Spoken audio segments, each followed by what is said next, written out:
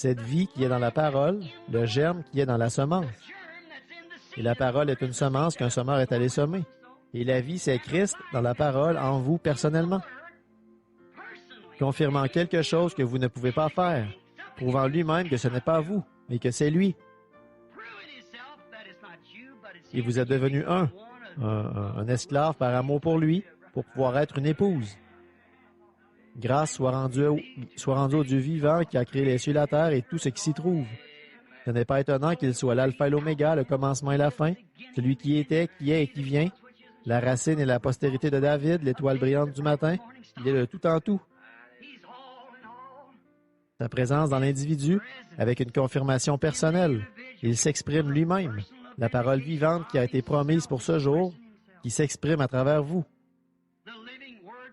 Une confirmation de la grande révélation de Dieu.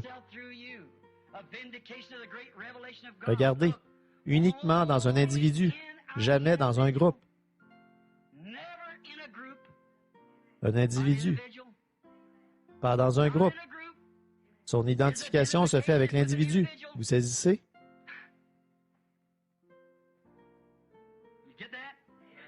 Pas avec les méthodistes, pas avec les baptistes, pas les presbytériens, pas les luthériens, pas les pentecôtistes, mais en tant qu'individu. J'en prendrai un, j'en laisserai un, je les séparerai. C'est vrai. De deux personnes qui seront dans un champ, j'en prendrai une et j'en laisserai une. De deux personnes qui seront au lit, j'en prendrai une et j'en laisserai une. Ce n'est pas un groupe, c'est une confirmation personnelle, un enfant de Dieu fécondé, rempli du Saint-Esprit, tellement abandonné à Dieu que rien d'autre ne l'intéresse. Et le Saint-Esprit vit sa propre vie, le fait palpiter en lui, la fait palpiter en lui, manifestant cette confirmation personnelle. Personnelle, la parole elle-même s'exprimant devant les gens et devant le monde. Comment le monde peut-il passer aveuglément à côté de quelque chose comme ça? Tout comme les catholiques qui ont passé à côté de Saint Patrick et ne l'ont reconnu qu'après sa mort. Ils ont fait la même chose avec Saint Martin, ils ne l'ont pas reconnu. Ils ont fait la même chose dans tous les âges. Ils ont fait la même chose à Jeanne d'Arc. L'Église catholique l'a brûlée comme sorcière parce qu'elle était spirituelle. Environ 150 ans plus tard, ils ont déterré les corps de ces prêtres et les ont immergés pour faire pénitence. Ça passe tout près d'eux et ils ne le reconnaissent qu'une fois que ce n'est plus là. Ça ne captive que les semences prédestinées que Dieu a prédestinées avant la fondation de la terre. La même chose est passée du temps de Noé. La même chose est passée du temps de Moïse, du temps d'Élie, du temps des prophètes, du temps de Jésus, et ainsi de suite jusqu'à cette heure-ci. La personne fécondée, qui a en elle la semence de Dieu, la parole qui se manifeste, est tellement abandonnée à la volonté de Dieu que la parole et la parole seule se manifestent dans cette personne qui est prisonnière, un individu. Pas question de dire « mon Église ». Allons, mon Église n'a rien à voir là-dedans. C'est un individu, une seule personne.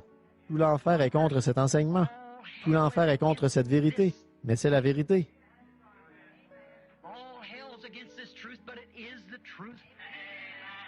Jésus n'a jamais dit « Bon, Pierre, toi et Jean et tous les autres, maintenant que vous avez reçu la révélation, toute l'Église est sauvée. » Non. C'est adressé à lui personnellement. Je te dis à toi, pas à eux, à toi que tu es Pierre. Sur ce roc, je bâtirai mon Église.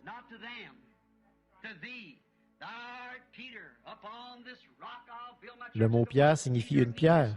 La pierre signifie celui qui a confessé ou celui qui est séparé. Sur une certaine pierre, sur une certaine chose, voyez, celui qui est appelé à sortir, l'Église qui est appelée à sortir, sur cette pierre, sur cette révélation, ce ne sont pas la chair et le sang qui t'ont révélé cela, mais c'est sur cette révélation, ce groupe appelé à sortir, c'est en eux que je bâtirai mon Église, et toutes les portes de l'enfer ne pourront jamais tenir contre elle. Il ne se perdra pas un seul cheveu de votre tête. Vous êtes à moi. Je vous ressusciterai au dernier jour. Je lui donnerai la vie éternelle et je le ressusciterai au dernier jour. La voilà, la révélation. Pas eux, mais lui, un individu. Pas un groupe, un individu. Tout l'enfer est contre ça. Mais son mystère est révélé seulement à son épouse bien-aimée. C'est la seule qui pourra le voir. Il a dit, « Ésaïe a bien parlé de vous, hypocrite, serpent dans l'herbe. Vous allez quelque part et vous dites, « Oh, les grands et saints prophètes, nous marquons leurs tombeaux, nous les polissons. » Il a dit, c'est vous qui les y avez mis. Est-ce qu'il l'a dit? Il dirait la même chose aux églises catholiques de leur temps. Alors que les prophètes de l'Ancien Testament leur avaient été envoyés avant Nicée, Rome, là-bas, et l'élection. Les vieux prophètes se sont présentés là, ils mangeaient des larves et des choses qu'ils trouvaient dans le sol, ne portaient même pas de vêtements, ils étaient enveloppés d'une peau de mouton, et ils ont essayé de défendre cette vérité de la Bible. Mais l'Église catholique voulait sa conception intellectuelle. Alors ils ont présenté, et puis sont venus Saint Irénée, Polycarpe, Martin, tous les autres, et qu'est-ce qu'ils ont fait? Ils les ont mis dans le tombeau, Jeanne d'Arc, Saint-Patrick et les autres.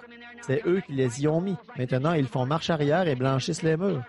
Comme ils l'ont fait pour Jeanne d'Arc. Qu'est-ce qu'ils ont fait? C'est eux qui les y ont mis. Alors je dis, comme son esprit s'adresse à vous, muraille blanchie, hypocrite, vous prétendez être quelque chose alors que vous adoptez la conception intellectuelle des hommes et laissez tomber la parole. Plutôt que d'être fécondé par la semence de Dieu, la parole en vous, vous avez accueilli tout ce qui est hybride.